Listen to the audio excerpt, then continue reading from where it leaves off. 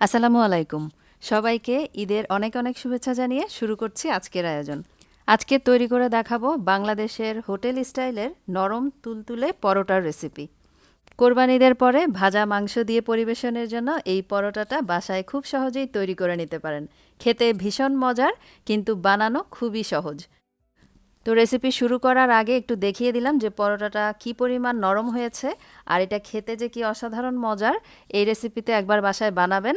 আশা রাখছি আপনারাও বাইরে থেকে পরোটা আর কিনে খাবেন না, বাসাতেই নিজ হাতে স্বাস্থ্যকরভাবে তৈরি করে নেবেন। তো চলুন প্রিয় দর্শক, কথা না বাড়িয়ে চলে যাই মূল রেসিপিতে। পরোটা তৈরি করার জন্য মেজারমেন্ট কাপের 2 কাপ পরিমাণ ময়দা নিয়ে নিলাম। সাথে দিয়ে দিলাম স্বাদ অনুযায়ী বা 1 চা চামচ পরিমাণ লবণ আর 1 চা চামচ পরিমাণ চিনি। এবারে স্বাভাবিক তাপমাত্রার পানি অল্প অল্প করে দিয়ে একটা নরম ডো তৈরি করতে হবে। সাধারণত রুটি পরোটা তৈরি করার জন্য আমরা যেরকম একটু টাইট ডো তৈরি করি, সেই ডো থেকে তুলনামূলক একটু নরম করে এই হোটেল স্টাইলের পরোটার ডোটা তৈরি করতে হবে। এই তো ডোটা মাখানো হয়ে গেছে, আর এই ডোটা কিন্তু এরকমই স্টিকি হবে, হাতে লেগে লেগে থাকবে, এরকম করেই ডোটা বানাতে হবে। এরপর 10 মিনিটের জন্য এই ডোটাকে রেস্টে রাখতে হবে। 10 মিনিট পরে সামান্য একটু শুকনা ময়দা ছিটিয়ে এই ডোটাকে নিয়ে খুব ভালোভাবে ময়ান দিতে হবে। 5 মিনিট সময় নিয়ে এই ডোটাকে আমি ময়ান দিব এখন। আর সামান্য অল্প অল্প করে যদি প্রয়োজন হয় ময়দা ছিটিয়ে দিতে হবে। ময়দার পরিমাণ খুব বেশি দেওয়া যাবে না, ডোটা কিন্তু নরমই রাখতে হবে। তাহলে পরোটাগুলো ভাজার পরও অনেক সুন্দর নরম হবে।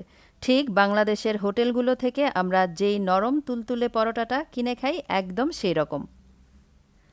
প্রায় 5 মিনিটের মতো আমি ময়ান করে নিয়েছি। এরপরে লম্বা একটা রোলের মতো করে নিলাম। এখন কয়েকটা ভাগে ভাগ করে নিব আমি যেই কয়টা পরোটা বানাবো। সাইজটা আপনারা আপনাদের পছন্দ অনুযায়ী করে তৈরি করে নিতে পারেন। আমি প্রায় 6 থেকে 7টা পরোটা তৈরি করব আজকে 2 কাপ পরিমাণ ময়দা থেকে। একটা ডো নিয়ে নিলাম। এখন রুটি বেলার বেলুনের সাহায্যে একটা রুটি তৈরি করে নিব। সামান্য একটু ময়দা ছিটিয়ে রুটি বেলে নিতে হবে। একদম নর্মাল যেভাবে আমরা বাসায় রুটি তৈরি করি সেরকম করে রুটিটা বেলে নিতে হবে।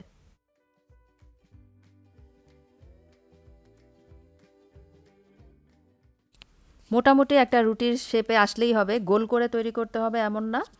তো রুটিটা যখন তৈরি হয়ে যাবে তখন এর মধ্যে একটু তেল দিব।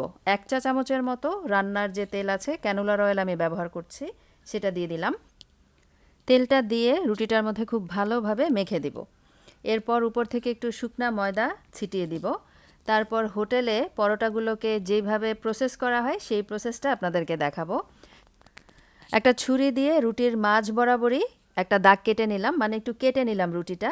এবারে ঘুরিয়ে ঘুরিয়ে এক সাইড থেকে ধরে একটা কোণের মতো তৈরি করে নিব। তারপর উপর থেকে চেপে একটা গোল শেপ করে। এই প্রসেসটা করলে পরোটাগুলো অনেক বেশি খাস্তা হয় আর খেতেও খুব ভালো লাগে।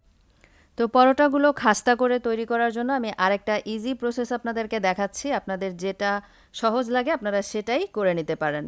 আর লেচিগুলোকে কিন্তু একটা ভেজা কাপড় দিয়ে ঢেকে রাখতে হবে, না হলে উপর থেকে ড্রাই হয়ে যাবে। তো আরেকটা লেচি আমি নিয়ে নিয়েছি রুটি তৈরি করার জন্য, আর সহজ প্রসেসটা দেখাচ্ছি। যেই প্রসেসটা করলে পরোটাগুলো অনেক বেশি খাস্তা হবে আর অনেক বেশি সফট হবে।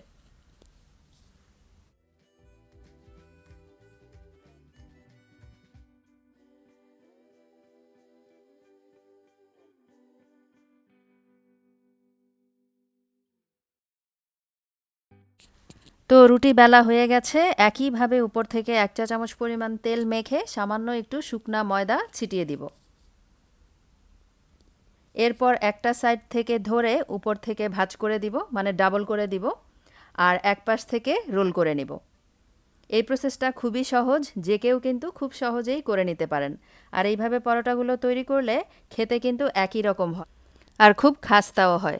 তো নিজেদের সুবিধা অনুযায়ী আপনারা যে কোনো প্রসেসেই পরোটাগুলো তৈরি করে নিতে পারেন। তো কয়েকটা আমি বানিয়ে নিয়েছিলাম, এখন পরোটাগুলো তৈরি করে দেখাবো।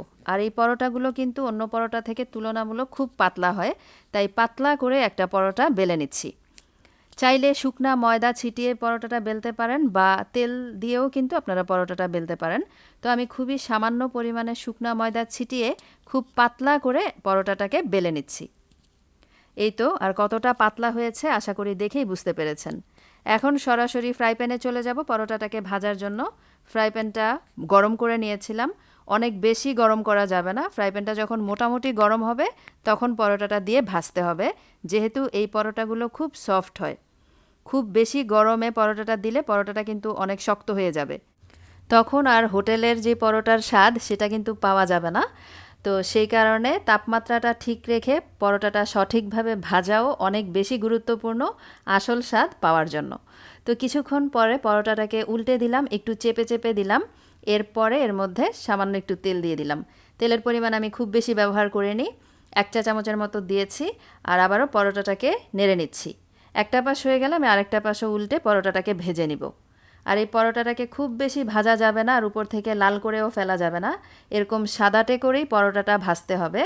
আপনারা খেয়াল করলে দেখে থাকবেন যে হোটেলের যেই পরোটাগুলো পাওয়া যায় সেগুলো কিন্তু এরকম সাদাটেই হয় আর এরকম পাতলাই হয়।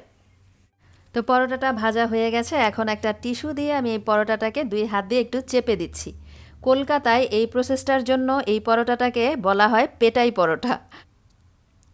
যদিও বাংলাদেশেও কিন্তু পরোটাগুলো ভাজার পরে সাথে সাথেই এই প্রসেসটা করা হয়, আর আমার কাছে মনে হয় এই প্রসেসটা করলে পরোটাটা আরও বেশি সফট হয়ে যায় আর খেতেও কিন্তু দারুণ লাগে।